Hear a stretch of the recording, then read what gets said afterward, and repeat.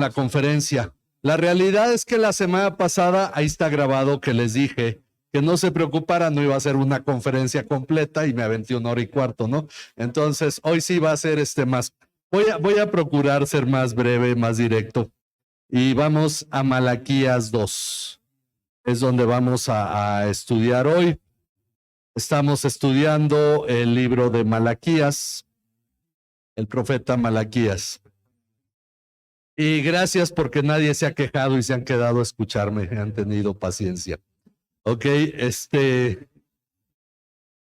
bueno, vamos a orar para iniciar este mensaje y saludamos a quienes nos ven por internet.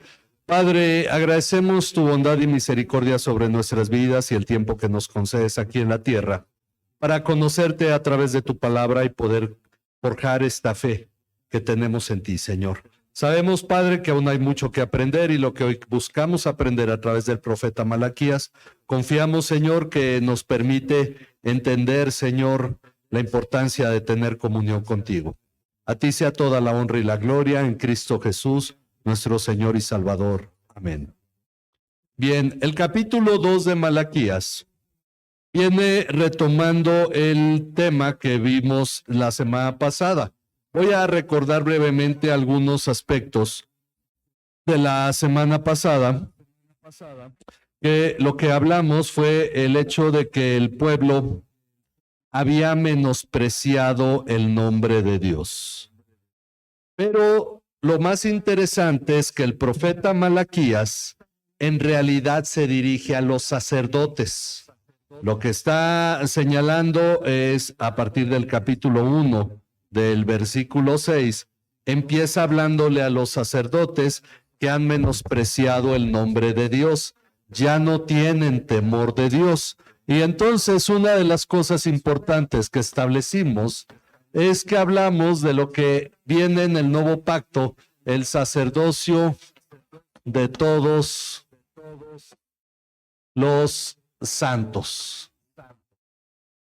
Cada creyente es santo y lo relacionamos con el término santos porque el sacerdocio es santo, como lo dice Primera de Pedro 2:9, mas vosotros sois linaje escogido, real sacerdocio, nación santa. Y relaciona ambos, somos una nación santa, una nación de sacerdotes, nuestro sacerdocio es santo.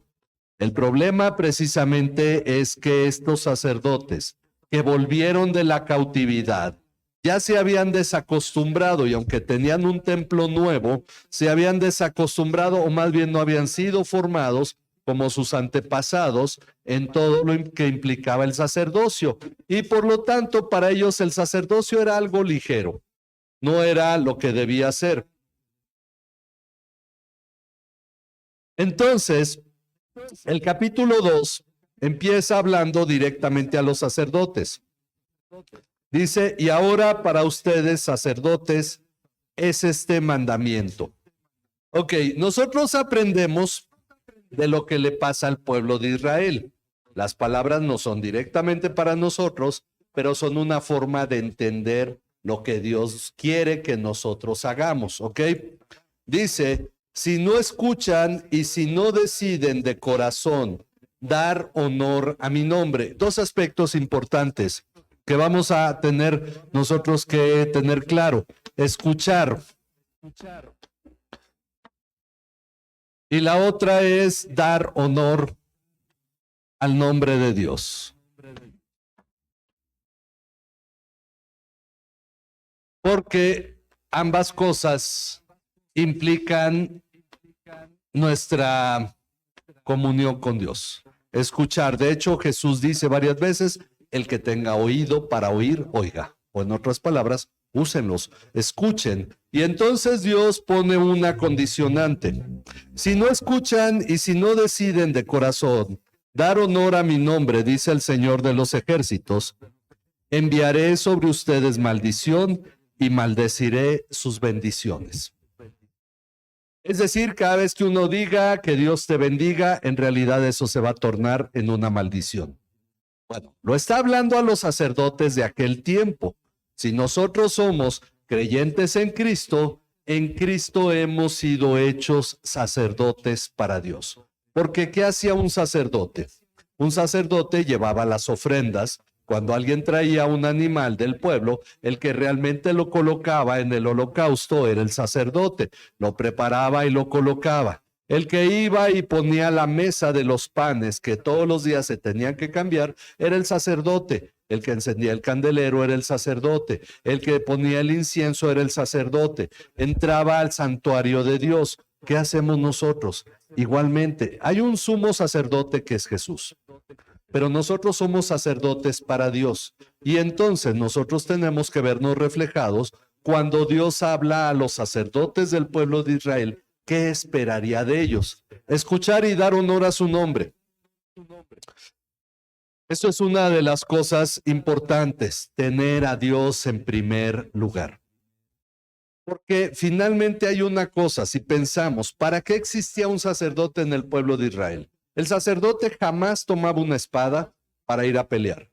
Si iba a la guerra, iba en posición de sacerdote, para bendecir, para orar por el pueblo, porque si ofrecían sacrificio, los ofrecía. Pero él no iba a pelear.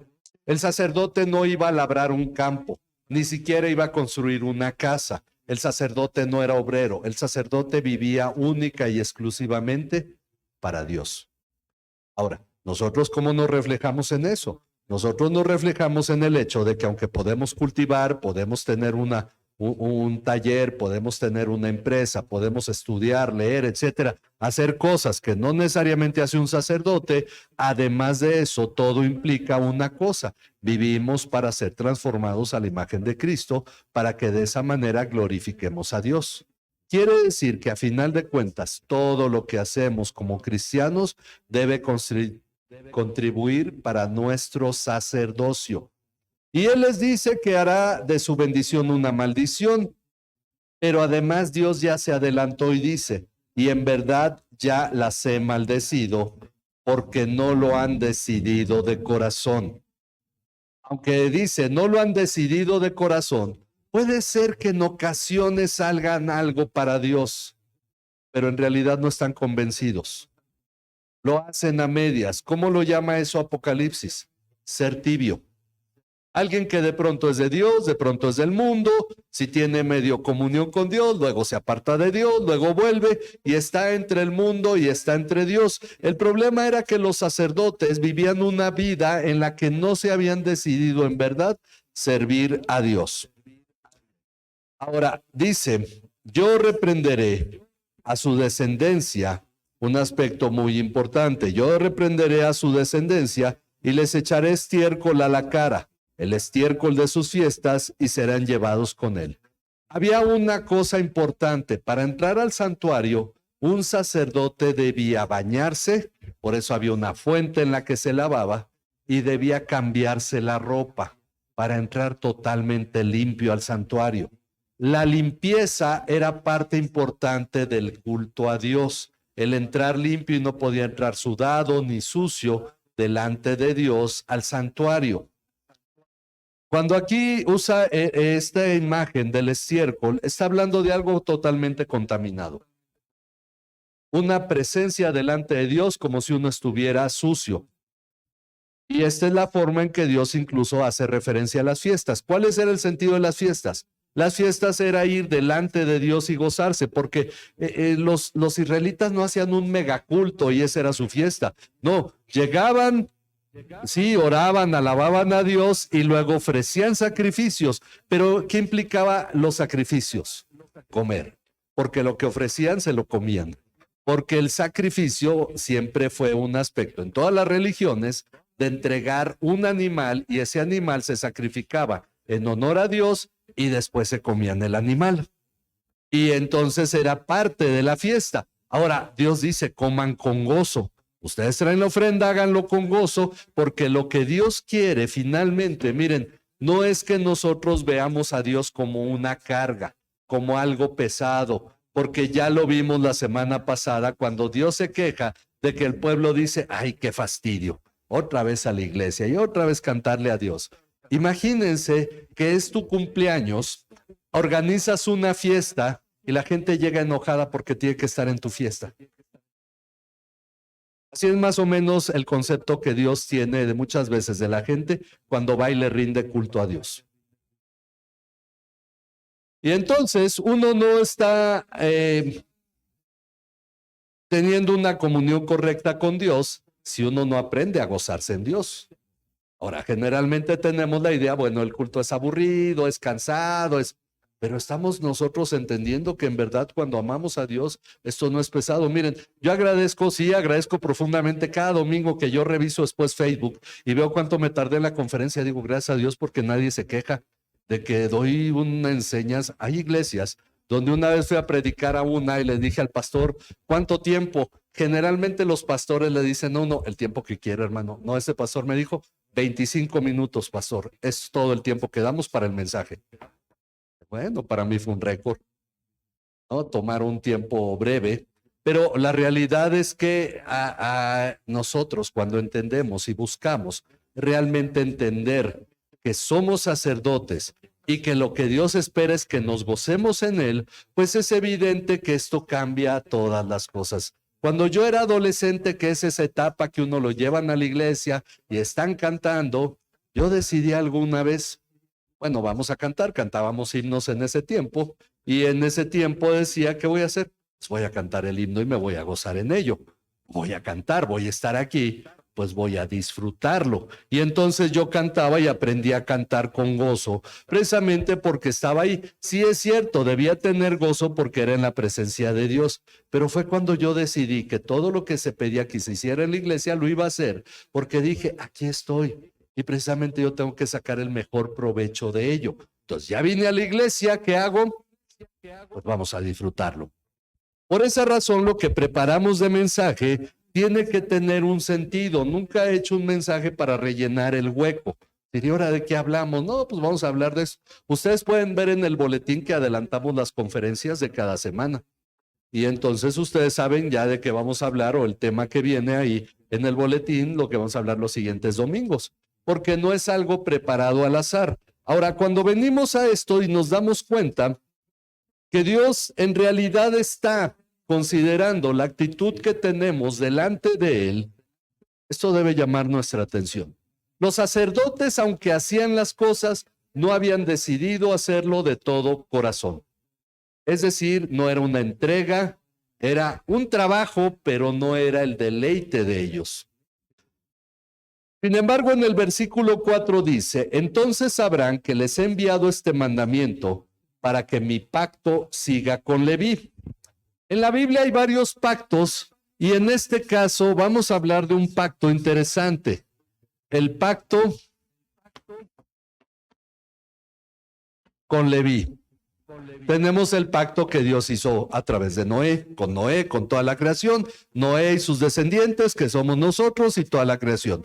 Tenemos el pacto que Dios hizo con Abraham, tenemos el pacto que Dios hizo con Moisés, y también hizo un pacto con David, pero Dios hizo un pacto con Leví. Ok, no directamente con Leví, el hijo de Jacob, sino con los descendientes de Leví. Vamos a ver Números 25,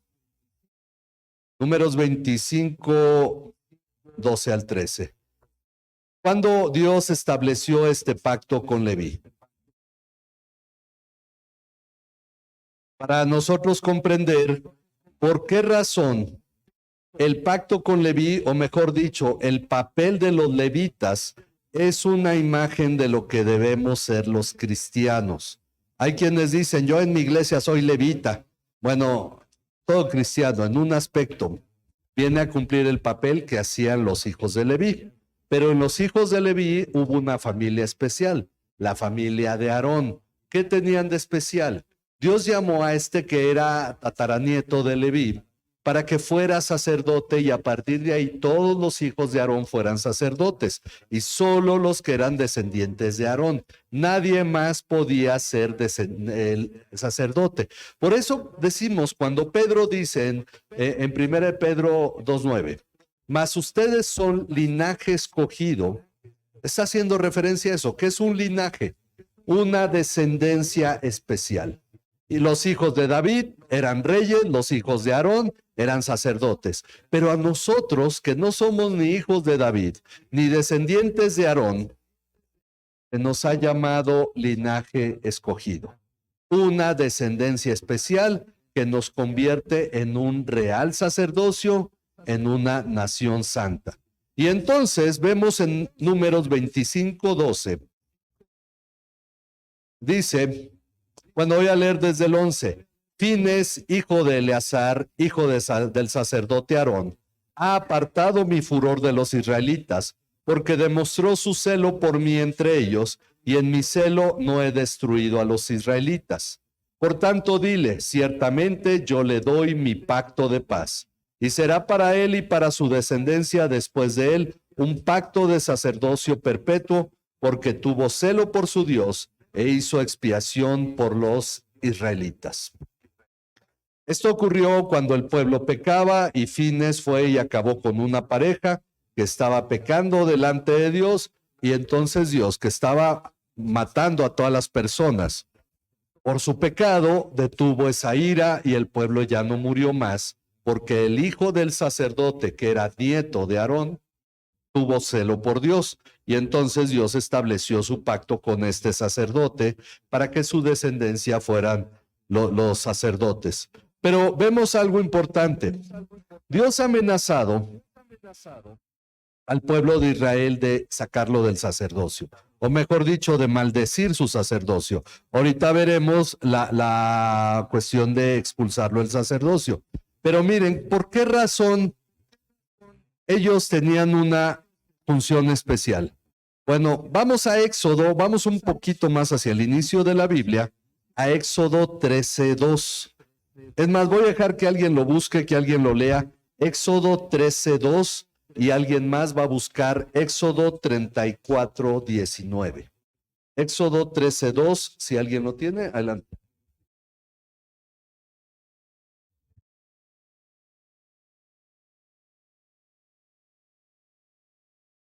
Ok, todo primogénito es mío. Vamos a ver en el 34:19, Éxodo 34:19, ¿por qué Dios se adjudica eso?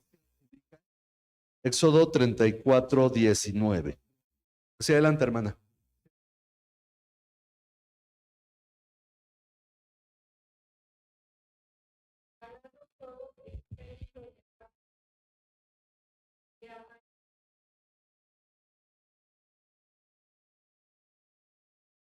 ¿19 es nada más el 19? ¿Sí, fue todo el 19? ¿Puede leer el 20? A lo mejor me faltó ahí.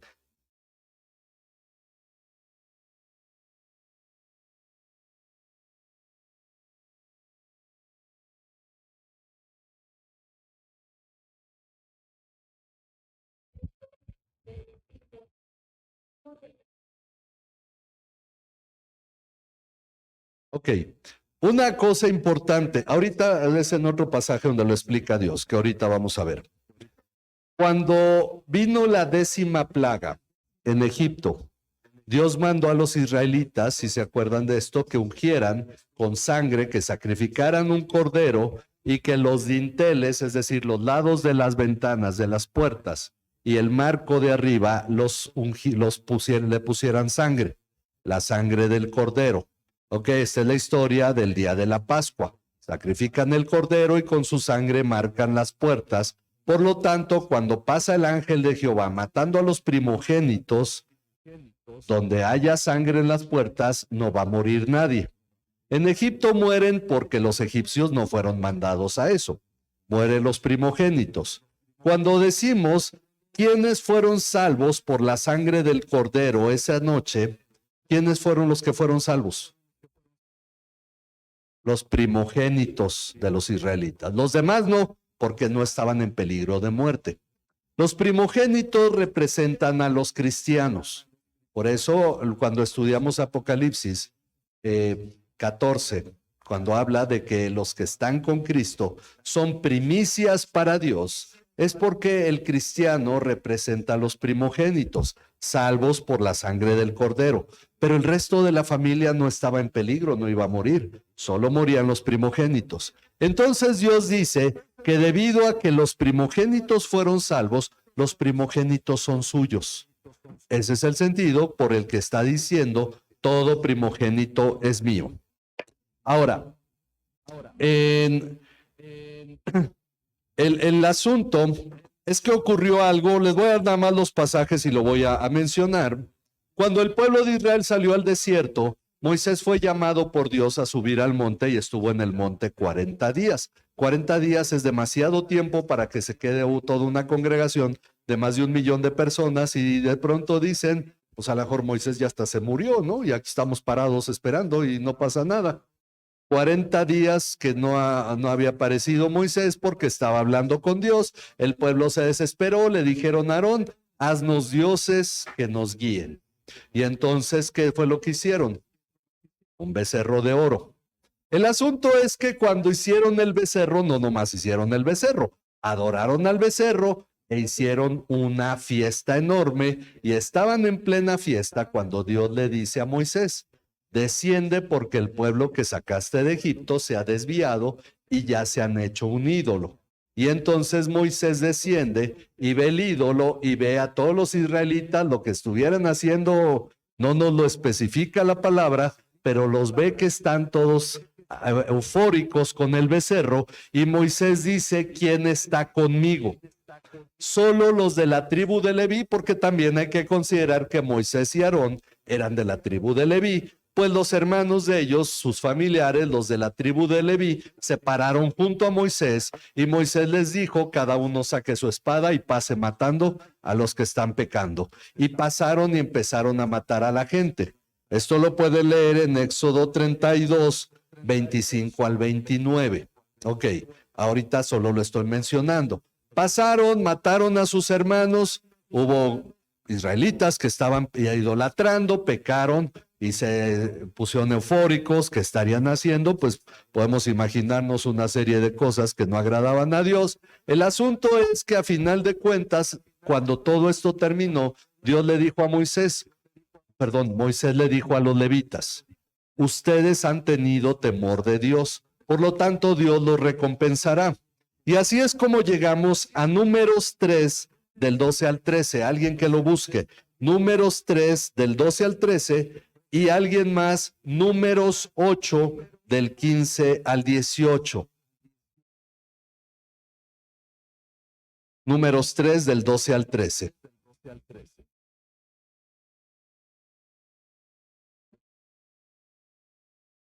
¿Alguien lo tiene que lo quiera leer? Adelante, hermano.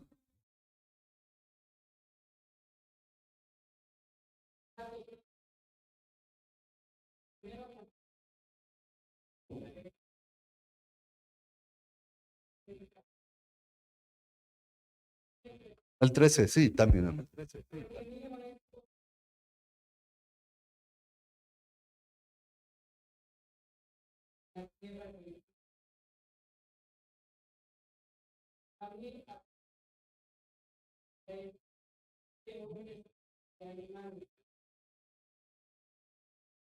Ok, entonces aquí ya él explica, el día que murieron todos los primogénitos en Egipto, los primogénitos israelitas son míos. Yo los voy a santificar, pero lo que está diciendo es que él ha tomado a los descendientes de Leví en lugar de los primogénitos.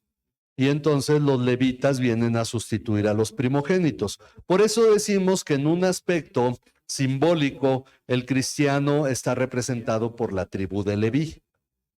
Son los que sustituyen a los primogénitos y a partir de entonces los levitas pasan a tomar posición en ser los dedicados al culto a Dios. Números 8 del 15 al 18.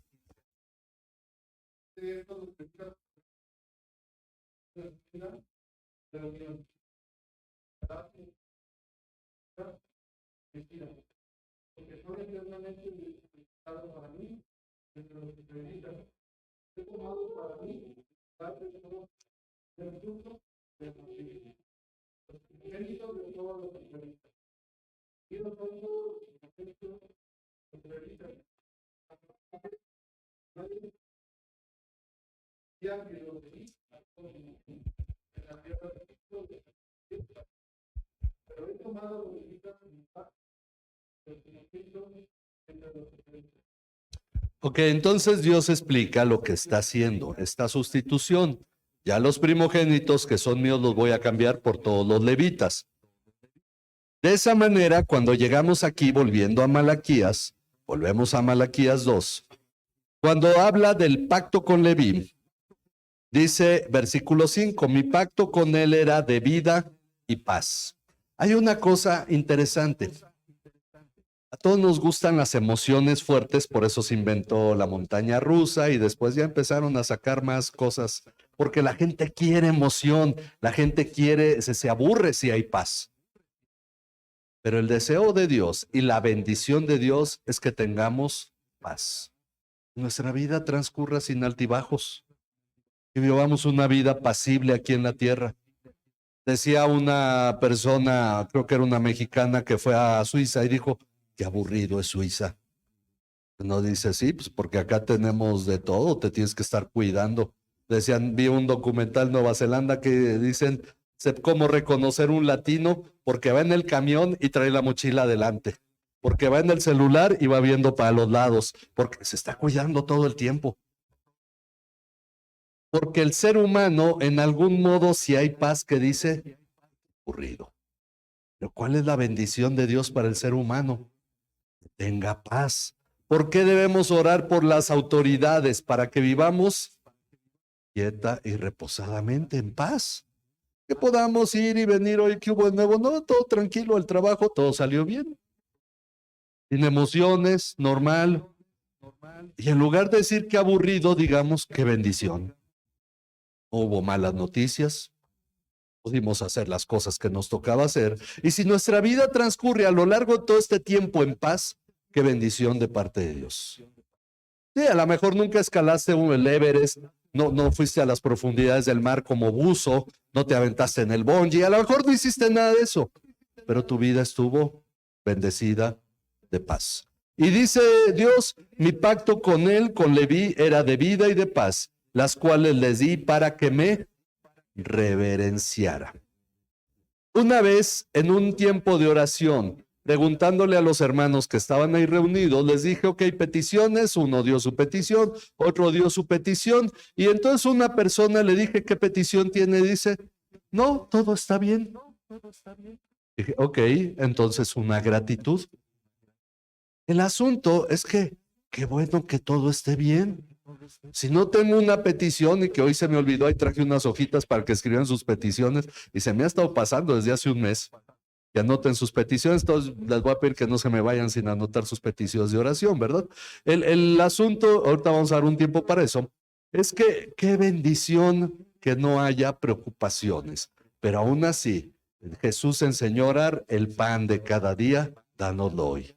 ¿Qué quiere decir? Siempre hay una petición de oración. Dios, guárdame en paz. Dice la palabra, tú guardarás en perfecta paz al que teme tu nombre. Qué bendición tener una vida aburrida y en paz. Qué bendición poder tener una vida apacible. Pero esa bendición es para reverenciar a Dios. Dice, mi pacto con él era de vida y paz, las cuales le di, dos cosas, le di vida y le di paz, para que me reverenciara, y él me reverenció y estaba lleno de temor ante mi nombre. Porque si tú ahora tienes paz, qué gran bendición, dale gracias a Dios, honra su nombre, glorifícale. Si tienes conflictos, bendice a Dios y lleva tus peticiones delante de él. Pero la verdad es que qué bendición que vivimos en un México en el que podemos hacer esto. Estar aquí sentados escuchando la palabra de Dios sin tener conflictos con la autoridad. ¿Y cuántos cristianos nos están queje del gobierno? Ya tuvimos de chile, de mole y de dulce, es decir, ya todos los partidos políticos pasaron por el poder. ¿Cuál les gustó? Pues ninguno, a nadie le gusta ningún partido, hay que ser sinceros. El asunto es que, gracias a Dios, a pesar de cualquier partido que gobierne, tenemos paz como cristianos. Y ese es el asunto. Muchas veces queremos un México muy próspero. ¿Para qué? La emoción y sabor. ¿Qué pasa si a todos les fuera económicamente mejor aquí en nuestra comunidad? Más calles cerradas porque habría más fiestas y habría más borrachos. ¿Sí o no? Se gastaría más el dinero en los, como me decían mis compañeros cuando estuve en el INEGI. Ahorita nos dan poquito de aguinaldo. Uy, pero cuando daban mucho, tú pasabas por los burdeles, todas las camionetas del INEGI ahí estacionadas afuera. Qué bueno que no hay dinero entonces, porque entonces quiere decir que no prospera el vicio ni la maldad. Y eso es a veces por lo que tenemos nosotros que pensar que las crisis que Dios ha mandado a nuestro país es parte de su instrumento para que vivamos en paz. Es decir, gracias Dios, reverenciarlo como lo hizo Leví. Dice, estaba lleno de temor por mi nombre. La verdadera instrucción estaba en su boca. Dos cosas que hay aquí. El asunto es que está la reverencia a Dios. Y lo otro es la instrucción. Es decir, conocer la palabra. En el México más antiguo y no tan antiguo, cuando una persona saludaba a otra, ¿qué hacía? Y traía sombrero, ¿qué hacía? Se quitaba el sombrero. Cuando una persona comía, se quitaba el sombrero. Cuando una persona hacía oración, ¿qué hacía? Se quitaba el sombrero. Ahora uno ve hasta los pastores orando con gorra.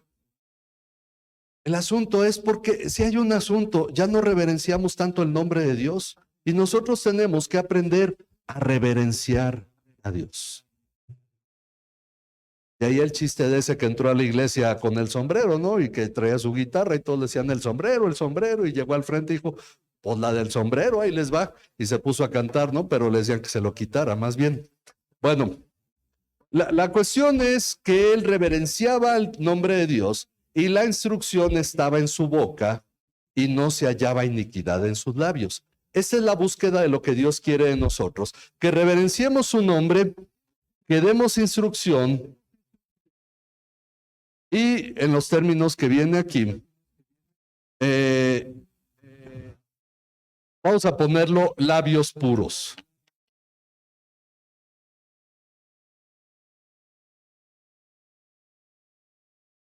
La iniquidad no estaba en sus labios. Dice, en paz y rectitud caminaba conmigo y apartaba a muchos de la iniquidad. El testimonio de Leví, en realidad vimos eso en Leví. Lo que recordamos de la historia de Leví, el hijo de Jacob, lo más notorio que fue, que junto con Simeón se despachó a todo un pueblo en un día, ¿sí o no? Mató a todos los varones del pueblo porque habían abusado, bueno, porque uno, el príncipe, había abusado de su hermana Dina, y ellos fueron y mataron a todo el pueblo de Siquem. Y nunca vemos esto con Leví. Y entonces vemos que hay una cuestión en la que en realidad Malaquías, más que estar hablando del pasado de Leví, está hablando de lo que Dios espera del cristiano. Que reverencie a Dios, que tenga el conocimiento de la palabra, que tenga labios puros y en el último que tenga testimonio. Qué interesante que esto Dios lo habla solo de Leví y no de todo Israel. Porque ¿a quién corresponde? Los cristianos que somos sacerdotes de Dios. Es decir, tú con tu testimonio deberías de estar apartando a la gente de la iniquidad. Ser un testimonio para bien. Cuando la gente se reúne y dice, ay, vamos a hacer esto, aquello, llega el cristiano y dice, no, mejor hagamos esta otra cosa que es mejor. Una influencia, eso es ser sal. Es decir, la sal evita la pudrición. Pero si el cristiano es el primero en decir, pues vamos a echarnos unas chelas, ya no está apartando a nadie de la iniquidad. Entonces, eso es parte de lo que nosotros tenemos que tener claro. ¿Qué tipo de influencia somos en la sociedad donde vivimos? Cuando todo el mundo murmura y el cristiano dice, no hagamos eso, cesa la murmuración, apartamos a la gente de la iniquidad.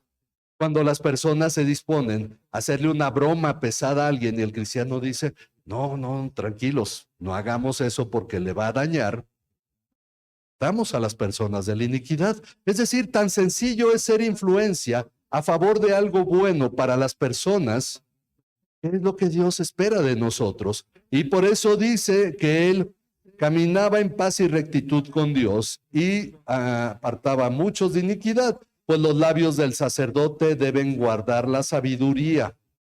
Si tú eres sacerdote de Dios, tus labios deben guardar sabiduría. No ser el primero que se queja, ni poner el mal humor, ni estar, como dicen, de cuchillito de palo, siendo la mala influencia. Ya pégale, ya para que se calme. No, pues ya dile. Y son aspectos en los que tenemos nosotros que considerar. ¿De qué manera tú usas tus labios para influir en otros? Ese es nuestro sacerdocio. Considerar en verdad, ¿tú das buenos consejos o das malos consejos? ¿Eres el que mete cizaña o eres realmente el que sabe unir nuevamente a las personas? Todo esto es parte de lo que Dios le está reprochando a los sacerdotes de su tiempo. Noten que no está hablando de los sacrificios, no está hablando de los panes, no está hablando, eso lo habló en el capítulo 1, pero ahorita está hablando de la manera en que uno debe vivir. En los labios del sacerdote deben guardar la sabiduría y los hombres deben buscar la instrucción de su boca. Y dicen, oye, tú que eres cristiano, dime cómo le hago. No, pues déjalo, que se amuele. ¿Qué le hablas? Hay cristianos que dicen eso, ¿no? Entonces, uno tiene que buscar en el cristiano palabras de sabiduría, de prudencia. La pregunta es, ¿tú estás preparado para hacer ese papel? Es lo que aquí Dios está llamando. Dice, porque Él es el mensajero del Señor. Él, y como estamos en estos tiempos, ella es el hola, y ya no se puede hablar así, ¿verdad? Mensajero, mensajera, bueno, él es mensajero del Señor. ¿Cómo se dice la palabra mensajero en griego? ¿Alguien sabe?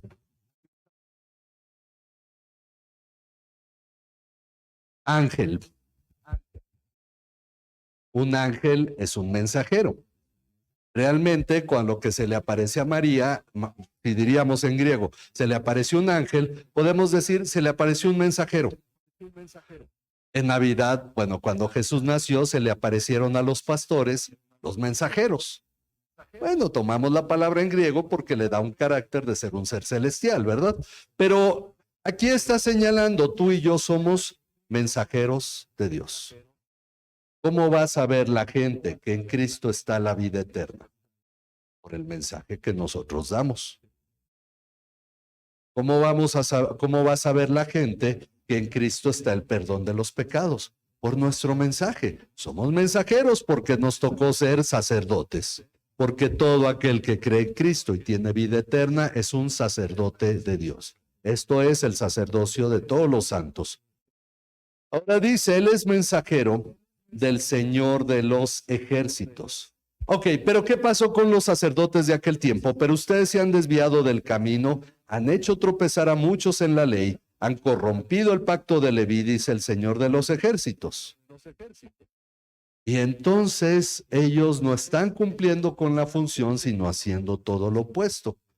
Pero hoy en día, ¿cuántos malos testimonios? Yo tenía unos buenos amigos, vecinos míos, me llevaba bien con ellos, un matrimonio, y tenían 3 buenos hijos, y un día se murió el hijo más, era el segundo, y ellos empezaron a tener problemas, se separaron, aunque vivían juntos, pero mandaron a los hijos a vivir con familiares, y como pues, no se querían mucho, nadie compraba el gas, porque decía uno, si compro el gas, el otro se baña con agua caliente, ¿no? Entonces nadie compraba el gas y no se llevaban bien. Y un día la esposa me dijo, ¿qué crees? Ahora tengo un novio que es cristiano. Dije, no, pues qué mala onda, ¿no? Porque es una mujer casada y anda con un cristiano, pues qué cristiano será el cristiano, ¿verdad? Pero la verdad es que así hay muchas cosas. Tuve un compañero en Probosque que una muchacha del trabajo, una muchacha del trabajo, empezó a andar con él, lo llevó a su iglesia, él se convirtió a Cristo y entonces pues dijo, ¿qué debo hacer yo ahora como cristiano? Pues dejar a esta novia que me trajo a la iglesia porque estoy adulterando, voy por mi esposa, la traigo a la iglesia, cuando trajo a la esposa, los corrieron. Porque la muchacha, la novia, era era sobrina del pastor. Y dijeron, no, pues cómo va a estar aquí, que se vaya. Y me comentó, ahora estamos en otra iglesia. Dije, bueno, gloria a Dios, ¿no? Qué bueno que hubo eso. Pero, ¿qué testimonio de cristianos? Y la realidad es que encontramos mucho así, porque muchos que en realidad no se han convertido a Cristo están diciendo que son cristianos. Pero por el otro lado, cristianos verdaderos, no instruidos en la palabra, no reverencian a Dios, tienen labios impuros y no tienen testimonio. Tenemos nosotros que escuchar a Dios lo que le está diciendo al pueblo de Leví, porque, bueno, al pueblo de Israel, pero más que nada a los levitas, porque en realidad no les está hablando a ellos, si se fijan, nos está hablando a nosotros.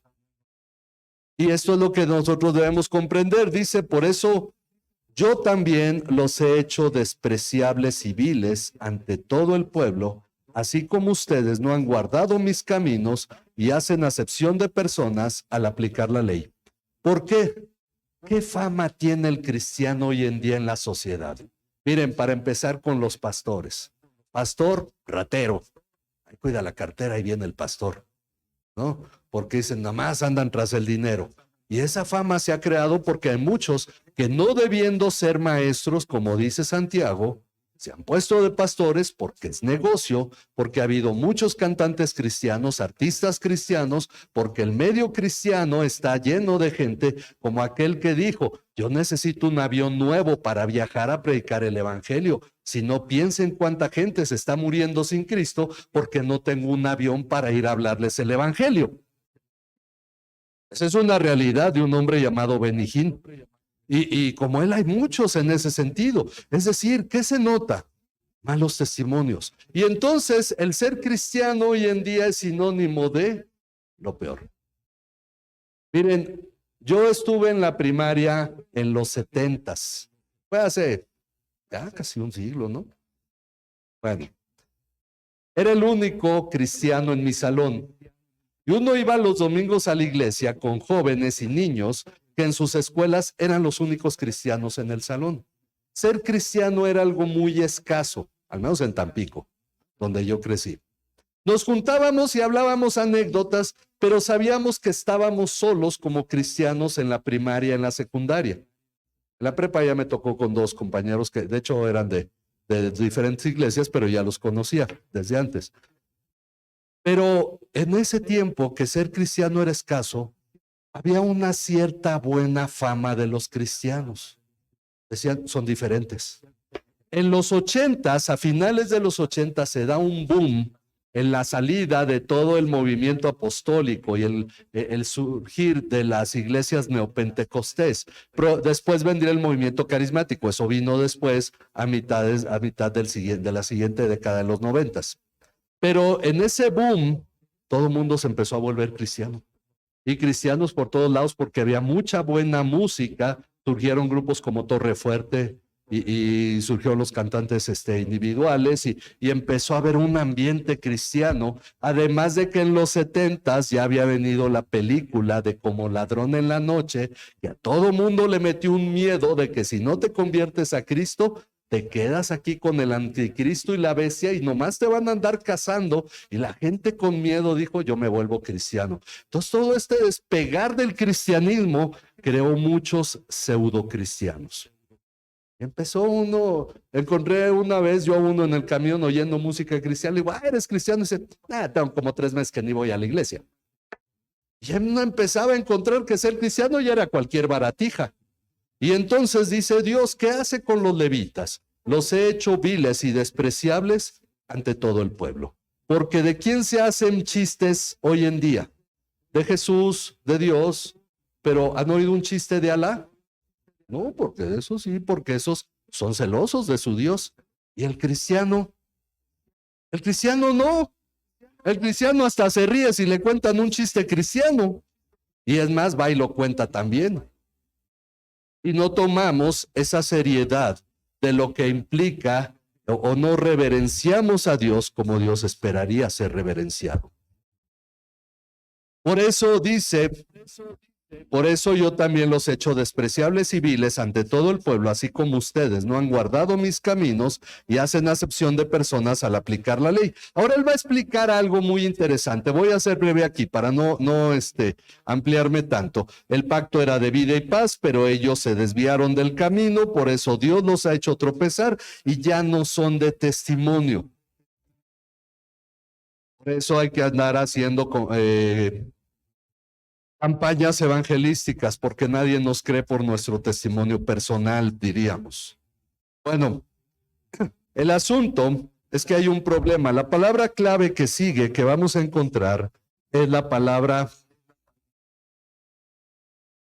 lealtad.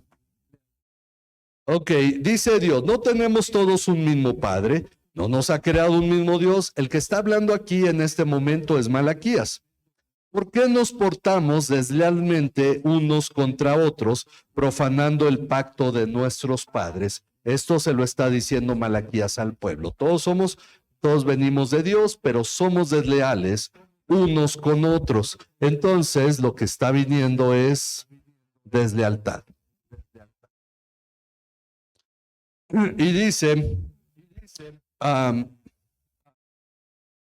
profanando el pacto de nuestros padres. Deslealmente ha obrado Judá, una abominación se ha cometido en Israel y en Jerusalén, porque Judá ha profanado el santuario del Señor que él ama y se ha casado con la hija de un Dios extraño. ¿Cómo resulta esto?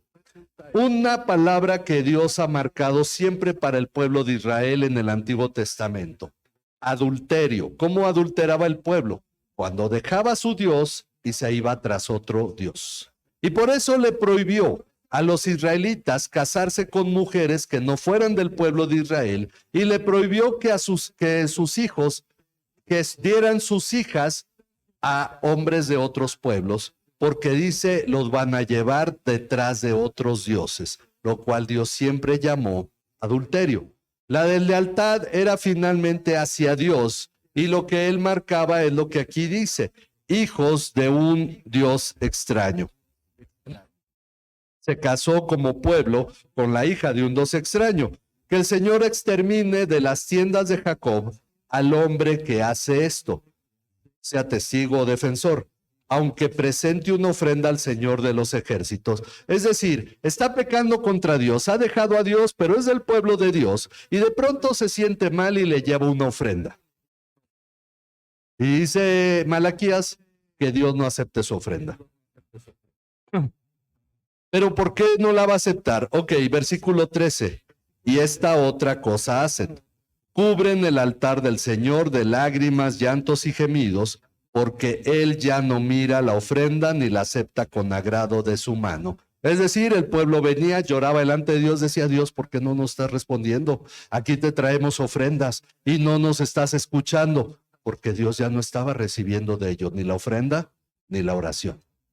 Y por eso ellos estaban llorando, cubriendo el altar de lágrimas y llantos y gemidos. Y dice, y ustedes dicen, ¿por qué? Porque el Señor ha sido testigo entre tú y la mujer de tu juventud. Está dando un giro para explicar el asunto del matrimonio.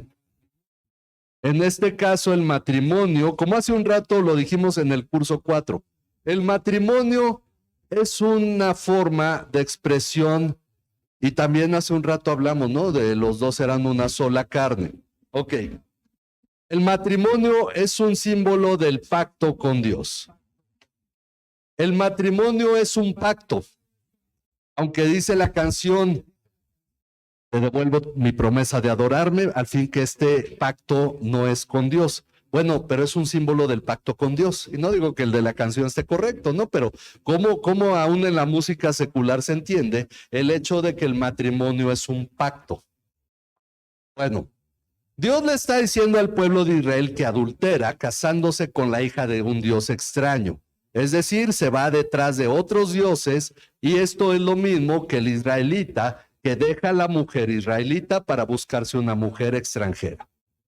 Y entonces viene el sentido de romper el pacto.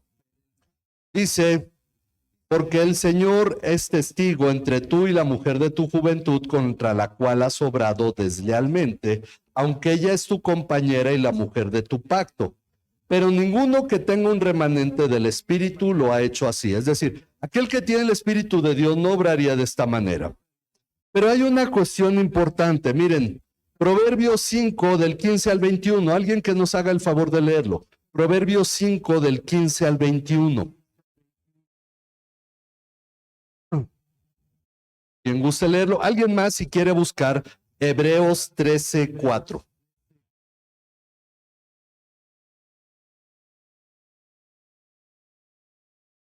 5 del 15 al 21. Proverbios 5, 15 al 21. Adelante, hermana.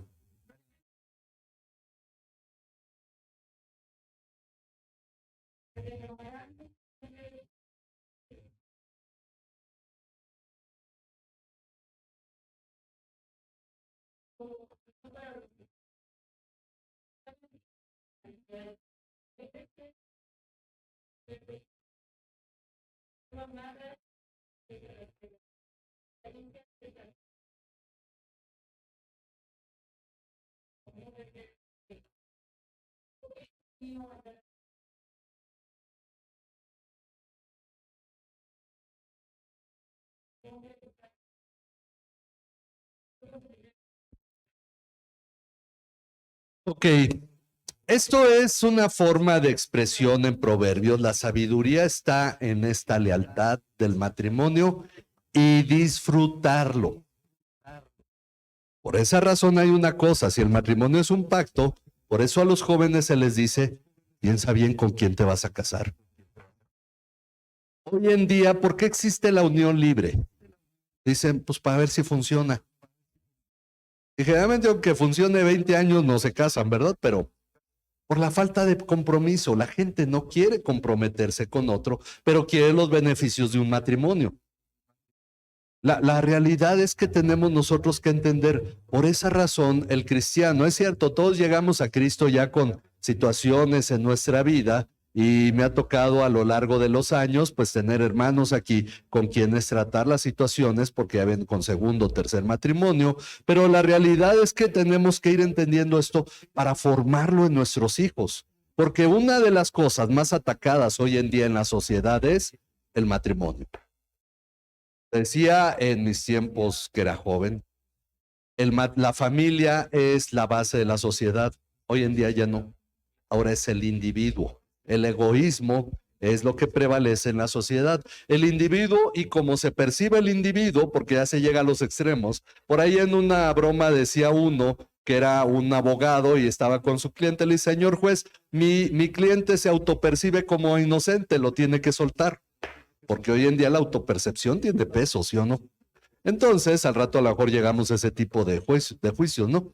Pero el punto es que Dios habla del matrimonio porque Él lo estableció desde el principio. Mujer y hombre los creó, los unió y dijo Jesús que eso era finalmente el deseo de Dios. Por eso habla de este sentido. Cuando se rompe el matrimonio, el problema es, pero el reflejo principal al que Dios nos está llevando es que esto tiene que ver con Dios. Hemos dicho, cuando un matrimonio tiene problemas, ¿qué relación fue la primera que se rompió? Bueno, tiene problemas y no lo resuelve. Todo matrimonio tiene problemas. Pero, ¿qué es lo primero que se rompió? La comunión con Dios. La deslealtad antes que con el cónyuge o cónyuge es con Dios.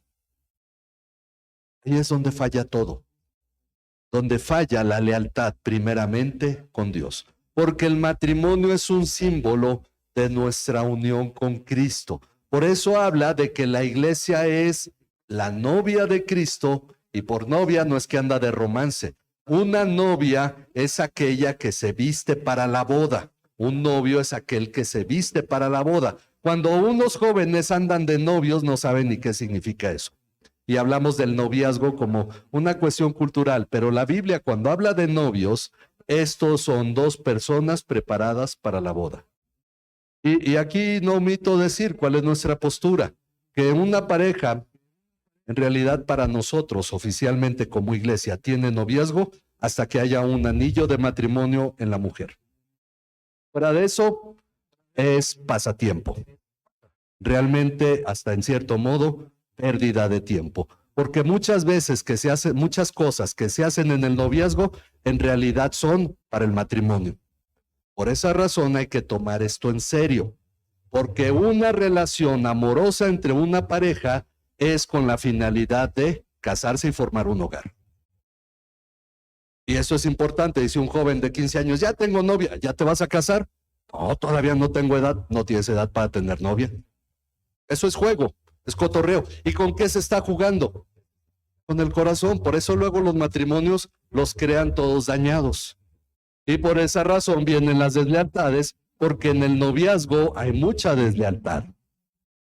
Y esto es una parte importante para la formación. Ya nosotros ya pasamos una línea, ¿no? Pero bueno, hay algunos solteros aquí, piénsenle. Pero la realidad es que para formar a nuestros hijos, un asunto serio en el cual realmente implica pacto y lealtad. Esto es importante porque esto refleja a Dios, dice, pero ninguno que tenga un remanente del Espíritu lo ha hecho así. ¿Y qué hizo este mientras buscaba una descendencia de parte de Dios? Presten atención pues a su espíritu. No seas desleal con la mujer de tu juventud, porque yo detesto el divorcio. La expresión de Dios respecto del divorcio es: yo detesto el divorcio. Pero los fariseos le preguntaron a Jesús, entonces, ¿por qué Moisés dijo que se podía dar carta de divorcio? ¿Y qué respondió Jesús? Por la dureza de su corazón. Porque mejor ya sepárense que ya se anden matando. ¿Pero eso qué significa? Deslealtad. Yo escuché de una empresa que cuando su gerente se divorció, los dueños de la empresa lo corrieron. Le dijeron, si no puedes serle leal a tu esposa, que no serías leal a nosotros como empresa. Por esa razón, hay cosas que son cuestionables muchas veces. Esa situación de que se divorcian pastores y la mitad de la iglesia se va con uno y la mitad con el otro. Uno dice, ¿por qué gente seguiría a personas que no pudieron ni cuidar su matrimonio? Porque los que lo siguen están igual que ellos. Dicen, si el pastor se divorcia, yo también puedo. Y entonces es conveniencia. ¿Hay reverencia hacia Dios ahí? No, es solamente un juego de pasiones. Ha pasado varias veces. Ha pasado que se divorcia el pastor de la pastora y entonces la pastora dice, yo me quedo con parte de la iglesia, tú con parte de la iglesia. Porque, como dijo uno de esos pastores, gente es dinero. Tengo gente, tengo ingreso, y si tengo ingreso, tengo buena vida. Entonces, por esa razón, Dios nos ha hecho viles delante de la sociedad, porque todo eso ya es cotorreo. Y saben que les espera un lago de fuego y azufre, pero no les importa, porque creen que se van en el rapto al cielo y no están honrando a Dios. Y eso es muy, muy triste porque hacen tropezar a muchos. Pero Jesús ya había hablado de eso.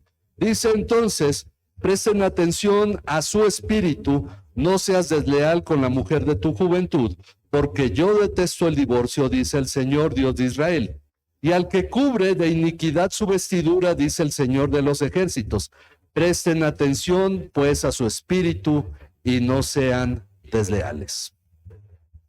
A los jóvenes, ¿qué les podemos decir? Te vas a casar, considera una cosa, es para toda la vida. Y debes serle leal. Nadie puede decir, es que no sabía que era borracho. Y cuando lo venía a dar serenata y estaba ahogado en alcohol, no sabía que fuera borracho, no sabía que fuera así. Por eso el noviazgo es malo, porque en el noviazgo se esconde la persona, pero en la amistad no. En la amistad sabes quién es la persona. Yo se los puedo decir, para los jóvenes es mejor casarse con una amiga, para las mujeres con un amigo, alguien a quien en verdad conocen. Porque estamos hablando de algo que no es saber si funciona. Una vez que te casas, le entras con todo, porque fue como disparar un cartucho y eso fue todo. Porque dice Dios, yo detesto el divorcio.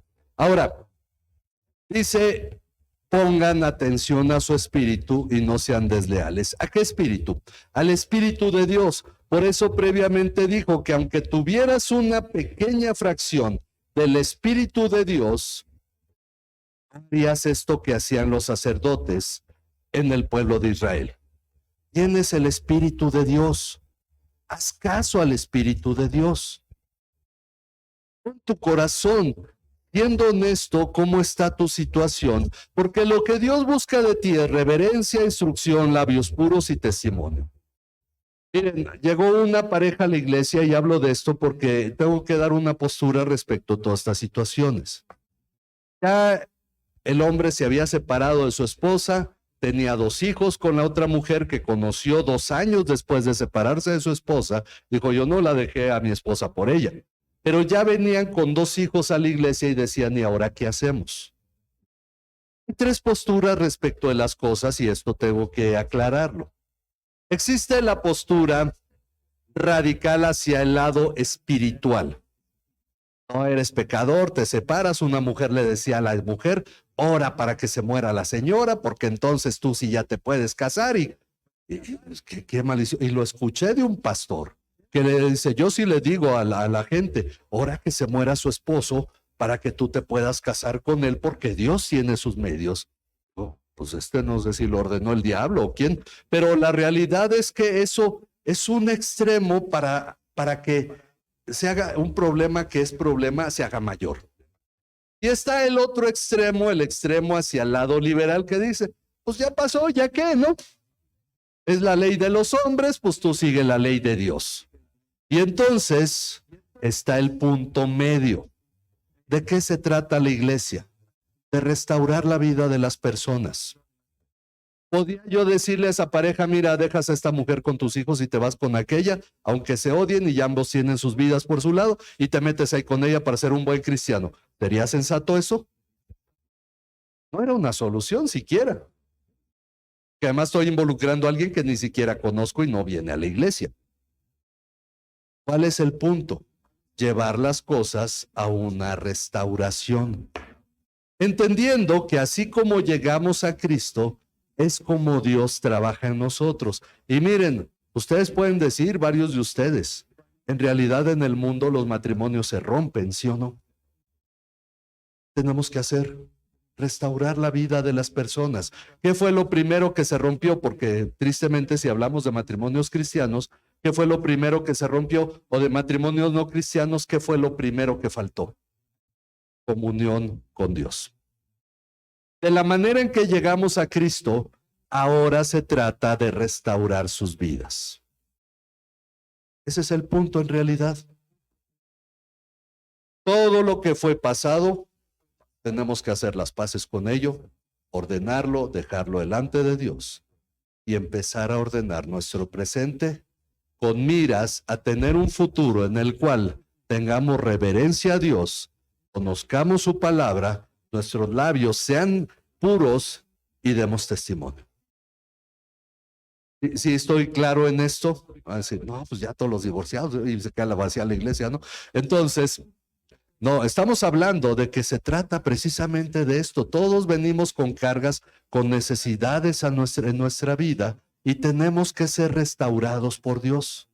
Por esa razón, lo que está hablando aquí, primeramente Malaquías, no es tanto el matrimonio, sino la relación con Dios. ¿Qué es lo primero que tú tienes que restaurar? ¿Qué respuesta le di yo a ellos? A los dos los senté y les dije, vamos a trabajar en su comunión con Dios. En la medida en que ustedes van teniendo comunión con Dios, van a tomar sus decisiones, porque el pastor no toma decisiones, la toman las personas. En la medida en que ustedes crecen en su comunión con Dios, van a tomar decisiones. Y aquel hombre se divorció y se casó con esta otra mujer.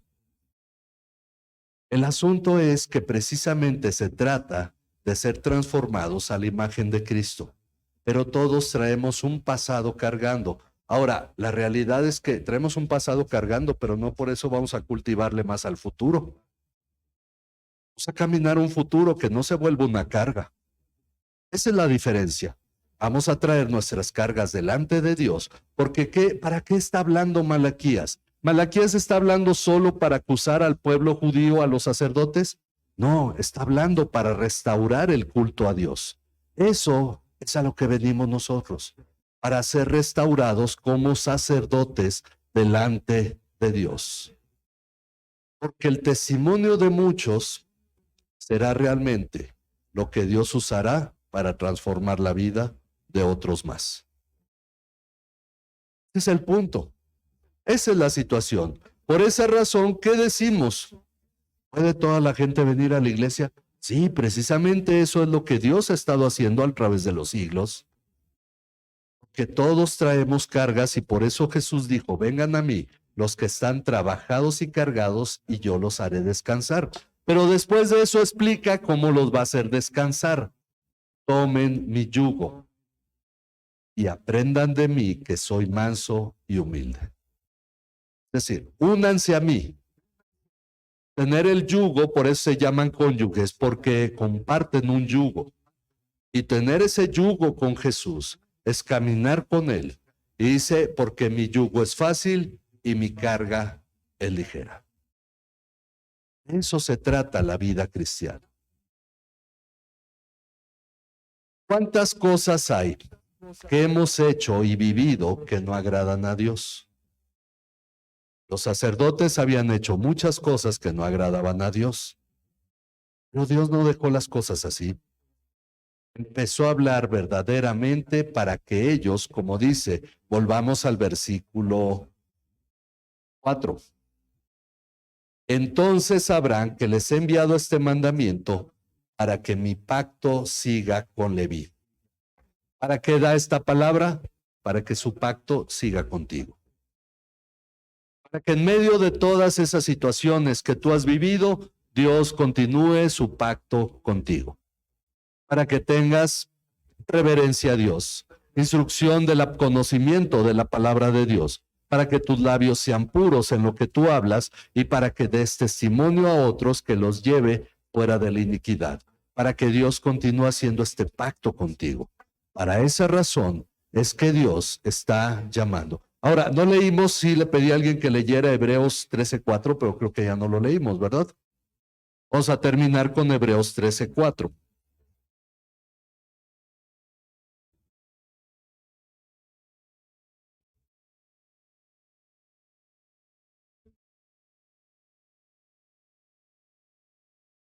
Ok, ya pasó esto.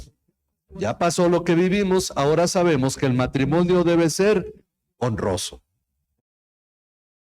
El matrimonio que está bajo ataque en las instituciones de varios países debe ser honroso. El hecho sin mancilla, dice en la Reina Valera, dice sin honra. Bueno, con honra.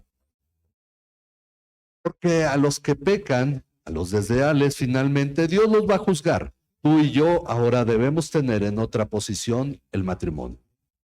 Porque el matrimonio, sabemos, es un reflejo del pacto con Dios. Y consideremos esto. Dios va a estar restaurando la vida y el corazón de cada uno para que su pacto siga contigo. Seamos sabios en cuanto a eso. Es cierto, no es un mensaje netamente sobre el matrimonio. Toma parte y hay mucho que instruir sobre ello, pero consideremos, a veces hay que considerar las palabras del apóstol Pablo sobre el tema, pero tengamos claro esto. El punto es que Dios desea continuar su pacto con nosotros. Versículo 17 corresponde más al siguiente capítulo, pero lo vamos a mencionar ahorita y lo vamos a estudiar, si Dios nos permite, la próxima semana. Dice, ustedes han cansado al Señor con sus palabras y dicen, ¿en qué lo hemos cansado? Cuando dicen, todo el que hace mal es bueno a los ojos del Señor y en ellos Él se complace. ¿O dónde está la justicia de Dios? Cuando dicen, Dios bendice al que hace lo malo. No, le va mejor al que hace lo malo, Dios lo está bendiciendo. Sí es cierto, yo conozco pastores que mienten y engañan a mucha gente y hacen viajes y tienen auditorios enormes y va mucha gente con ellos. Hay cosas que me constan a mí, pero la realidad es que eso podría yo llevarlo a este punto. pero yo entiendo la situación de ellos por lo que Dios expone en su palabra y que hablaremos la próxima semana, porque hay una cosa, hay gente que hace lo malo y le va bien. Tú te pasas un alto y ahí está el tránsito. Y hay gente que hace cosas peores y nunca les pasa nada, ¿sí o no? Ok, consideremos esto para la próxima semana, porque dice Dios se ha cansado que el pueblo diga, al que hace lo malo, Dios lo bendice, yo que hago lo bueno, Dios no me bendice. Y tomemos esto en cuenta para estudiar sobre cómo piensa Dios respecto de eso la próxima semana. Vamos a orar, acercarnos a Dios en oración para dejar delante de Él nuestras cargas en esta hora. Padre que moras en los cielos, te damos gracias, Señor, porque todas las cosas están delante de tus ojos y conoces el corazón de cada uno. Todas las cosas, Señor, que nosotros vivimos están claramente expuestas delante de ti y tú conoces el corazón de nosotros, Señor. Sabes nuestras debilidades y sabes nuestras necesidades, nuestras angustias y también conoces nuestros gozos. Padre, por eso hoy nos ponemos delante de ti como los sacerdotes que fueron juzgados por tu palabra en los tiempos de Malaquías. Hoy nosotros debemos despertar para considerar que tú eres el Dios que nos está llamando por su gracia, que tú eres el Dios que traerá sanidad y paz a nuestros corazones y cumplirás, Padre, tu palabra en nosotros para que tu pacto siga con nosotros, para que nuestras bendiciones bendigan, para que nuestro testimonio lleve a otros fuera del pecado, para que tengamos lealtad hacia ti, Señor, para que nuestra vida, Señor, en verdad sea un testimonio en el cual haya honra hacia tu nombre, Señor, para que no tomemos tu nombre en vano y descansemos en ti, Señor, porque, Padre, entendemos a través de tu palabra que eso es lo que tú buscas en nosotros, que seamos verdaderamente luz en medio de esta sociedad. Nos ponemos en tus manos y confiamos en ti, Señor. Confiamos en tu paz, confiamos en tu gracia. Confiamos, Padre, que aún los años que vienen, nosotros veremos tu bien en esta tierra, Señor, porque tú cumplirás tu propósito en nuestras vidas. Sea grato delante de nosotros, delante de ti, Señor, nuestras vidas, nuestro caminar, Señor, para que tú cumplas tu propósito en nosotros, Señor. Te alabamos y te bendecimos en el nombre de tu Hijo Jesucristo, nuestro Señor y nuestro Salvador. Amén. Amén. Nos despedimos de quienes nos ven por internet. Vamos a ponernos de pie para concluir este culto. Agradecemos a Dios por su palabra.